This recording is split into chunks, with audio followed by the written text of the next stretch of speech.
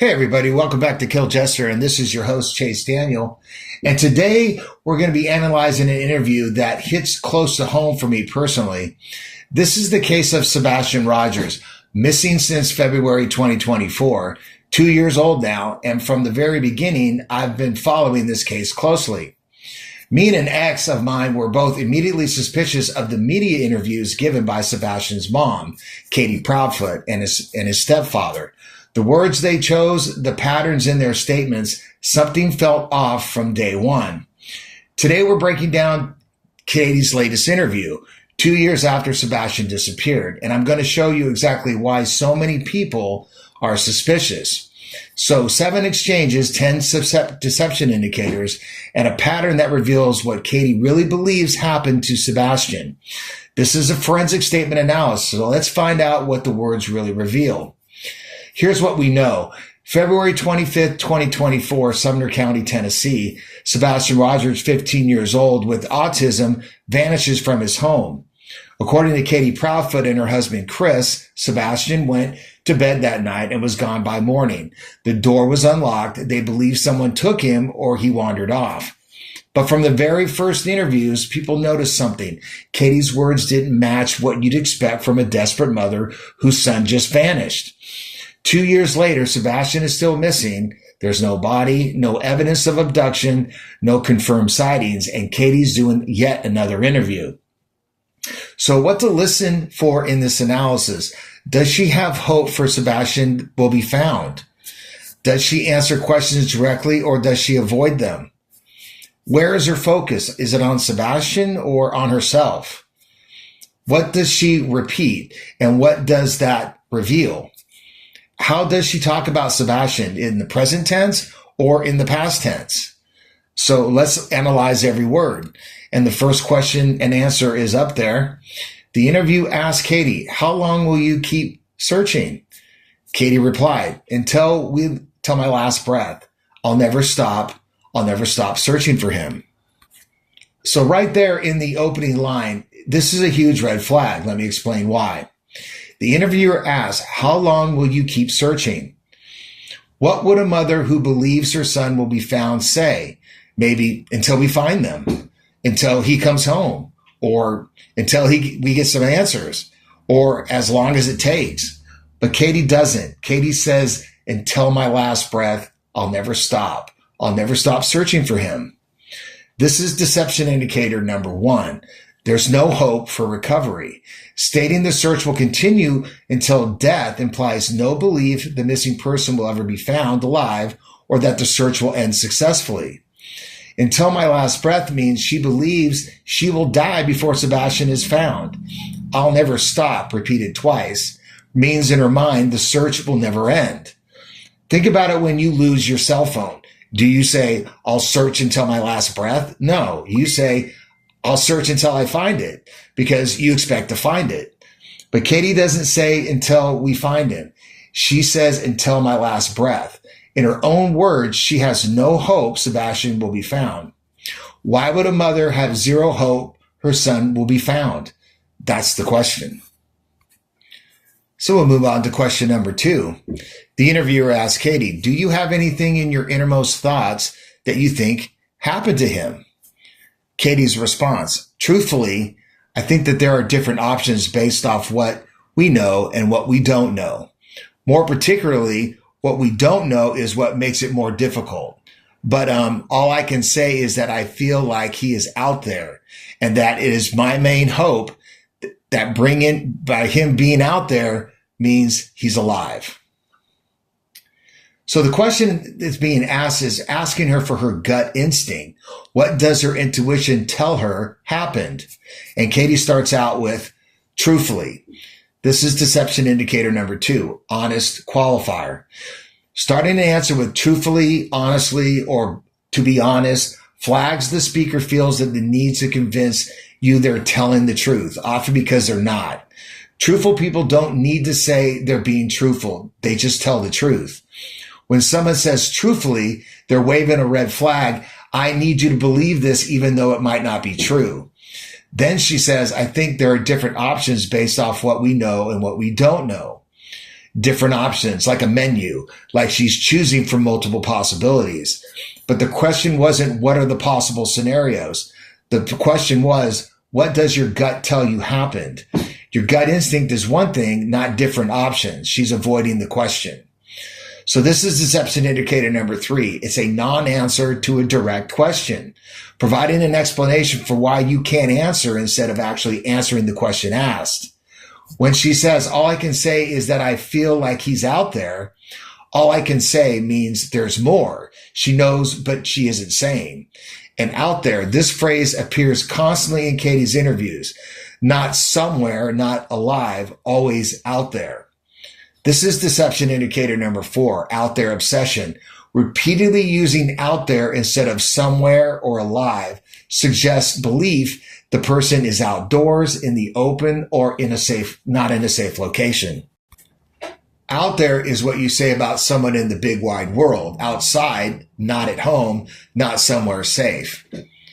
Why does Katie repeatedly describe Sebastian as out there?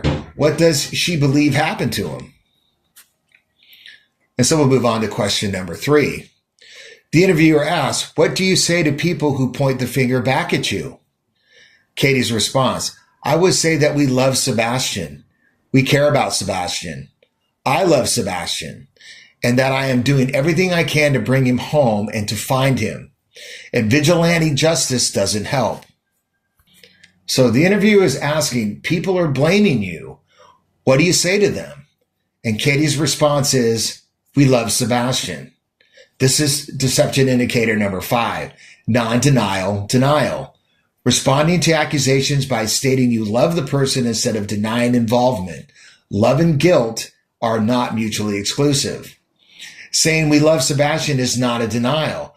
People hurt people they love all the time. That's the most dangerous thing to a woman, her partner who supposedly loves her. If Katie wanted to deny involvement, she would say, we had nothing to do with it, or we're mystified as everyone else is, or we didn't do this. But instead, we love Sebastian. We care about Sebastian. I love Sebastian. Notice the pronoun shift. We love, we care, I love. She says we love as part of a group, then separates herself, I love Sebastian.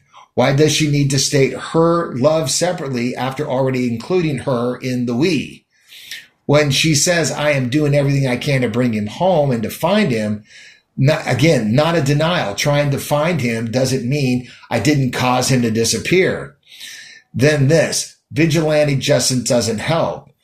Not vigilantes or so-called vigilantes. She calls it vigilante justice. Justice equals righting the wrongs. Justice suggests they're right to suspect her. They're just going about it the wrong way. Strange choice of words, in my opinion, for someone who's supposedly innocent. And so we go on to question number 4. And this is an interesting slide here. The interviewer asks, and Katie cuts her off before she can finish the sentence. And you and your husband had nothing to do, and Katie answers or interrupts, no, we did not. So before the interviewer can even finish the question, Katie interrupts with no. This is deception indicator number 6. Interrupting before question is complete. Answering before hearing the full question indicates a prepared, automatic response rather than a natural, thoughtful reply. So she's so desperate to say no that she can't even let the interviewer finish. Then the interviewer completes with his disappearance, and Katie says, no, we did not. Notice the we didn't, the formal did not. So this is deception indicator number 7, formal language in denials. Using did not instead of didn't or don't instead of don't when denying accusations. Liars often use formal contradictions thinking it sounds more serious and believable. If you listen to Katie talk elsewhere, she uses contractions doesn't, won't, and can't. But here in her denial, did not. More formal, more distance, more calculated. And so we'll go on to question and answer number 5. The interviewer asked Katie, what would you say to him if he were to walk through that door? Katie's response, I would tell him that we love you. I would tell him that we miss you so very much. I would tell him to stay strong. I would tell him to hang in there, and that if he ever had the opportunity to reach out and get a safe adult and, call 911 if you have to. So this is fascinating. Listen to the question carefully. What would you say to him if he were to walk through that door? That's asking if Sebastian had come home right now, what would you say to him? But Katie's answers, I would tell him to stay strong. I would tell him to hang in there. And if he ever had the opportunity to reach out and get a safe adult and call 911. This is deception indicator number 8. Prepared answer to the wrong question. Given a rehearsed response that doesn't match the question asked suggests the person prepared for a different scenario. If Sebastian walked through the door right now, would you tell him to stay strong and call 911? No. You'd hug him. You'd cry. You'd say, I'm so glad you're safe. Where have you been? Katie's answers makes sense for what would you say if Sebastian is watching this right now, which is a common question in a missing persons interview. And she had an answer prepared for that question, but it doesn't answer what she'd say if he came home. Why? Because she hasn't prepared for that scenario, because she doesn't believe it will happen. Then notice this. Get a safe adult, meaning there were unsafe adults around Sebastian. Who? Why does she mention this? And everyone at home loves you, Sebastian. Everyone wants you to come home. Everyone loves you. This is repeated constantly in Katie's interviews. Why the need to keep saying everyone loves you? Was there an issue with Sebastian not feeling loved before he disappeared? That's the question. And we go on to question and answer number 6. And it's interesting that these questions that the interviewer asks are most definitely crafted in a certain way to get a particular answer, the right answer or a weird answer from the person being interviewed. So the interviewer asks, what feels different about this anniversary than the first? Katie's response, well, first, I don't particularly consider it more of an anniversary because in my mind, an anniversary is something worth celebrating. And this is anything but that. Truthfully, every day hurts the same. So there, the interviewer asks how this 2-year anniversary of Sebastian's disappearance feels different. And Katie's first thought, celebrating. This is deception indicator number 9, inappropriate first association. The first concept mentioned reveals that's the top on your mind. Even when denying it, mentioning it, or celebrating first is revealing. She says it's not worth celebrating. Why is celebrating the first thing she mentions? The first things we say are what's in our head, even when we deny them. If someone says, I'm not angry, they're probably angry. If they are calm, they'd say, I'm calm. Katie says it's not worth celebrating, but celebrating was her first thought when asked about the anniversary. Then, truthfully, every day hurts the same. There's truthfully again, second time in the interview. Why does she need to flag her honesty? Then she talks about people, sharing his flyer and whatnot, and stays aware of her surroundings, that type of thing. Whatnot and that type of thing, incredibly vague and uncommitted language for describing search efforts. She can't even articulate what people are doing to help find Sebastian. It's just whatnot and that type of thing. So this is deception indicator number 10, lack of commitment to search. Using vague, dismissive language, whatnot, that type of thing, when describing search efforts suggesting low priority or belief in the search. If you believe your son would be found, would you describe search efforts as whatnot? And we'll move on to the last slide, question and answer number 7. The interviewer asked Katie a very broad question. Let's remind our viewers about Sebastian, about who he really is. Katie's response, oh, Sebastian is 15 when he went missing, 17 now. But he has just this beautiful smile. I mean, he's just got a big grin and he's got a goofy sense of humor, and he loves being helpful. Typical teenager, though. I mean, he had his days where he was just grumpy and leave me alone. So this message is a mess of tense confusion, but let's break it down. The interviewer asked about who Sebastian really is in present tense. Katie says, Sebastian is 15 when he went missing, 17 now. Is 15 when he went missing. That's grammatically wrong. It should be was 15 when he went missing. Then she catches herself. But he has just this beautiful smile. Has present tense. She corrected from past to present.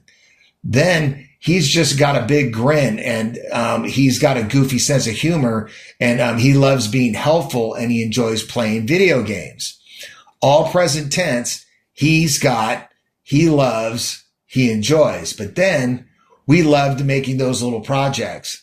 Loved is past tense. They're not making projects anymore. I understand why that's past tense. Then he would always get so excited swinging the hammer. Would past tense, he had his days where he was just grumpy, all past tense. Then suddenly he is just usually a very happy young man. Is back to present tense again. Then he loves animals. Green is his favorite color. He loved getting out and doing things with us. Love, present tense. Is present, loved, past, all mixed together. This tense confusion suggests Katie doesn't know if Sebastian is alive or dead. Her language can't decide if he's in the present or in the past. And notice when describing Sebastian's personality, she keeps mentioning negatives. Typical teenager. He had his days where he was just grumpy and leave me alone and being in his room. Sometimes he'd struggle making friends with personal space and things like that. She's never far from talking about Sebastian's difficult behavior. Why? And again, he loved getting out and doing things with us. We used to go hiking a lot. Out there again, outdoors, hiking. She loves talking about Sebastian being outside. He's missing and out there. She describes him as loving being out there. Is this revealing where she believes where he is? So those are the 7 questions and answers. Here's my verdict. It's a 9 out of 10 on the deception scale. Here's why. This interview shows extreme deception through language patterns that reveal Katie's true beliefs about what happened to Sebastian. The 10 deception indicators we went over. No hope for recovery. She said, until my last breath, never stop. Honesty qualifier. Truthfully flag used multiple times. Non-answer to a direct question. Avoiding gut instinct question completely. Out there obsession. Repeatedly describes Sebastian as being out there. Non-denial denial. We love him instead of we didn't do it. Interrupting before a question is complete. It's an automatic no response. Formal language in denial. Did not instead of didn't. Prepared answer to wrong question. Answers question she wasn't asked. Inappropriate first association. Celebrating mentioned first. Lack of commitment to the search. What not, that type of thing. And plus, tense confusion. Focus on Sebastian's negatives. Everyone loves you, obsession, and out there revelations. This isn't grief. It looks like guilt. And so let's go over what is present in the statements and what is not. What's present? There's no hope until my last breath. She says, never stop searching. No expectation of finding him. Search will continue forever. There's no mention of when we find him. What's present? Avoidance. Truthfully flags multiple times. Won't share gut instincts. Non-answers to direct questions. Explains why she can't answer instead of answering. Prepared responses to wrong questions. Focus on self. I have no way of knowing her concerns. How hard it is for her. Her pain, not Sebastian's suffering. Getting answers before finding him. Revealing patterns. Out there obsession. Sebastian is outside somewhere. Everyone loves you repetition. Was there lack of love for Sebastian? Focus on Sebastian's negatives. He had difficult behavior, mentioned quite a bit. Tension, confusion. Is, then was. Loves, then loved. Celebrating at first thought. Safe adult, mentioned. Unsafe adults around him, maybe. Now let's look at what's not in Katie's answers. Direct denials. We didn't do this. We're innocent. We're as confused as everyone else. We don't know what happened. Hope. When we find him, he'll come home. We'll see him again. Any expectation of recovery? Any concern for Sebastian? Worried about where he is? Worried if he's cold, hungry, or scared? Worried if he's being hurt? Concerned for his pain? Only her pain is really mentioned. Specific search efforts. What they're exactly doing. Active organization helping out. Concrete steps being taken. Was just what not and what type of thing is mentioned in the search efforts. Positive descriptions. Happy memories about negative, but without the negatives. Description about mentioning difficult behaviors. He was loved without needing to prove it. Here's my complete forensic analysis. Katie Proudfoot's language reveals she has no hope Sebastian will be found alive and believes she knows what happened to him. The repeated pattern tells the story. Until my last breath. Never stop. She doesn't say until we find him. She says until I die. In her mind, Sebastian will never be found. Out there obsession. Not somewhere, not alive, it's always out there. Outside, in the open, not in a house, not safe. Everyone loves you, Sebastian. Why does she need to keep saying this? Was there an issue with Sebastian not being loved or not feeling loved before he disappeared? Focus on Sebastian's difficult behaviors. Grumpy, leave me alone, struggled making friends, personal space issues. She's never far from mentioning the negatives. Why? Tense confusion. She can't decide if Sebastian is or was, present or past, alive or dead. Her language reveals her uncertainty or knowledge. Non-denials. When accused, she says, we love him, not we didn't do it. When she asks directly, she interrupts with a formal did not. What I believed happened. Based on Katie's language patterns, the obsession with everyone loves you, the focus on Sebastian's difficult behaviors, the belief is he's out there in the outdoors, and the complete lack of hope. I believe Sebastian's disappearance was caused by his behavior negatively affecting someone in the family. I'm not saying Katie harmed Sebastian, but her language suggests she knows what happened, and she believes he's out there, and will never be found. Whether it is an accident or it was a cover-up, whether it was someone else in the family and she knows, or whether it was something else, her words reveal guilty knowledge. She knows more than she's saying, and she doesn't believe Sebastian's coming home. So in closing, what does this teach us? Lesson 1, until my last breath equals no hope. When someone says they'll search forever or until they die, they don't believe the person will be found. Compare it to until we find them. Truthfully and honestly are red flags. Truthful people don't need to announce they're being truthful. When someone says truthfully, pay attention to what follows. I love them equals I didn't hurt them. Love and guilt aren't mutually exclusive. People hurt people they love. We love him is not a denial. Interrupting on a prepared response. When someone answers before hearing the full question, it's an automatic response, not a natural one. Formal language in denials. That equals deception. Did not instead of didn't in a denial often indicates the person is trying to sound more serious and believable, which liars often do. Wrong answers reveal preparation. When someone answers a question they weren't asked, they had a prepared response for a different scenario. First words reveal first thoughts. Even when denied, it's not celebrating. The first thing mentioned is what is on top of the mind. Repetition reveals obsession. What someone repeats is what's on their mind. Katie repeats out there. Everyone loves you. Sebastian's negatives never stop. tense confusion, uncertainty, or knowledge. Mixing is and was, love and loved suggests the person doesn't know if the missing person is alive or knows they're dead. And then focus reveals priority. Katie's focus is on her pain. I have no way of knowing, not Sebastian's. That's revealing. So in closing, one interview, 10 deception indicators and language that reveals Katie Proudfoot's knows more than she's saying about Sebastian's disappearance. Until my last breath, I'll never stop. He's out there. Everyone loves you, Sebastian. Truthfully. These aren't the words of a desperate mother searching for her missing son. These are words of someone who knows what happened and believes he'll never be found. From the beginning of this case, me and the ex both saw red flags in Katie's interviews.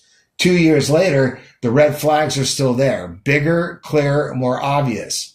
So remember this. Hope sounds like when we find him. No hope sounds like until my last breath. Innocent sounds like we didn't do this. Guilt sounds like we love him. If you have cases you want analyzed, send them to killjester1@proton.me. If this analysis helped you understand deceptive language in missing person cases, hit like and subscribe. And Sebastian, if somehow you're out there and you can hear this, people are still looking. People still care. You deserve to come home. And remember, repetition reveals priority. Words reveal truth. And we'll see you in the next one.